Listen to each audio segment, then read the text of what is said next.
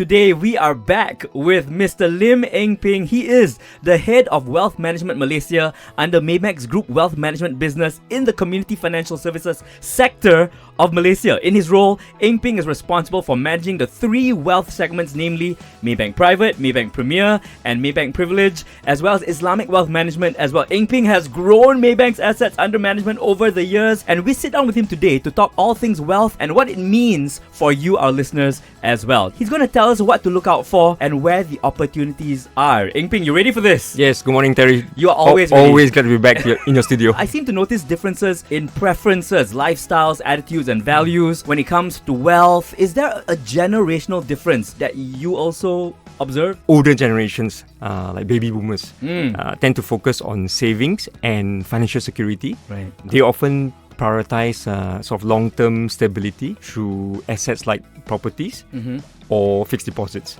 All good things. I'm hearing you. All the things we were told to pay attention to growing up. Yep. In contrast, younger generations such as millennials or the Gen Zs are more inclined to balance savings with spending on experiences like travel or technology, sort of reflecting a shift in priorities. Right. I'm holding back my judgment. Similarly, when it comes to investments, older generations often prefer sort of stable options, while younger people are exploring higher risk opportunities with the likes of crypto, the tech stocks, or ESG investments. So they show a growing interest in aligning financial choices with personal values, particularly around environmental and social issues. We also see differences in attitudes toward debt. While older generations tend to view debt cautiously, younger generations are more open to using it, whether it's for education, business, or simply to enhance their lifestyle. By the way, this is where financial literacy education comes in, right, to educate people about debts. Ultimately, I think understanding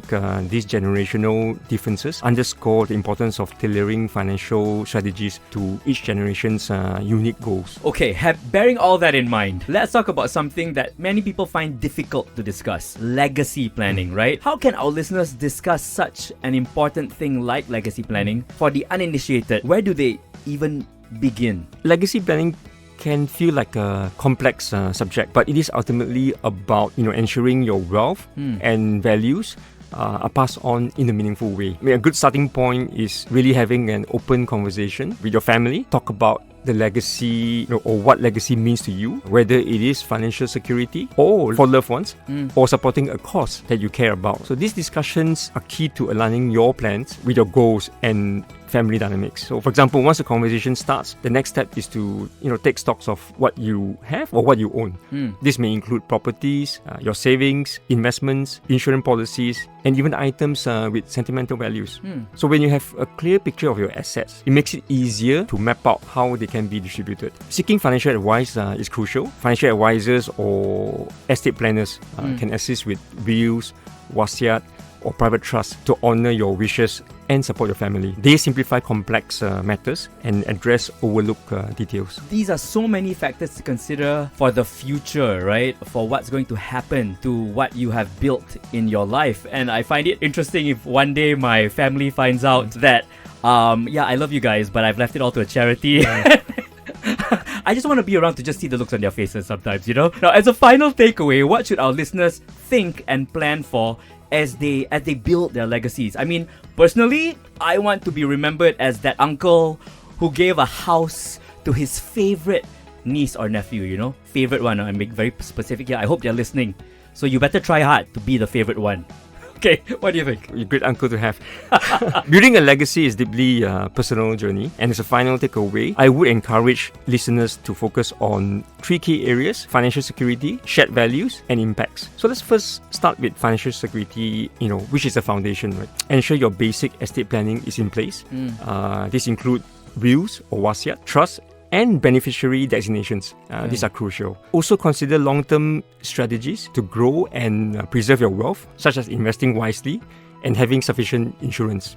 Second, think about the values you want to pass on. A legacy is not just about money. It is also about the lessons, traditions, and ideas that define you. Find ways to share this with your loved ones, whether through stories, family letter, or by setting up initiatives like charitable donations that reflect what you stand for. Finally, consider the impact of your legacy. Ask yourself, how do you want your wealth and your values, right, to shape the lives of those you leave behind? Whether it is supporting family, investing in education, or giving back to the community, right? Plan for outcomes that align with your vision. I mean, eventually, legacy planning is about being intentional. Start conversations early, seek professional guidance, and take steps to ensure your legacy reflects what is most important to you. Here at Maybank, we deliver sort of personalised financial services tailored to your needs, right? Covering the areas I spoke about earlier. So visit us at any of our Maybank branch, and we are more than happy to help you with your wealth journey. Oh, thank you for sharing that, because it's so important that you brought up something that many people may not have considered about their legacy, which is